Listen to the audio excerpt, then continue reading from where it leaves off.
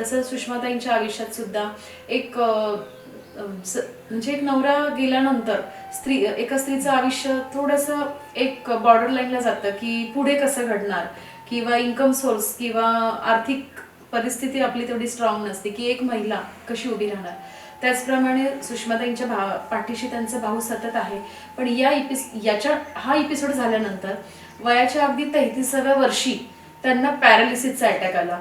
तर हे अगदी काळजाला भिडणारी गोष्ट आहे की एवढ्या तरुणपणी आजच्या ह्या म्हणजे असं म्हणू शकतो आपण, फास्ट फूड किंवा आपली नियमावली आहे की सकाळी एक्सरसाइज न करणं, जे रुटीन आहे, अवेळी झोपणं, याच्यामुळे सुद्धा स्ट्रोकचं प्रमाण वाढलं आहे. शुगर, या सगळे आजार आपल्याला म्हणजे होत चालले आहे.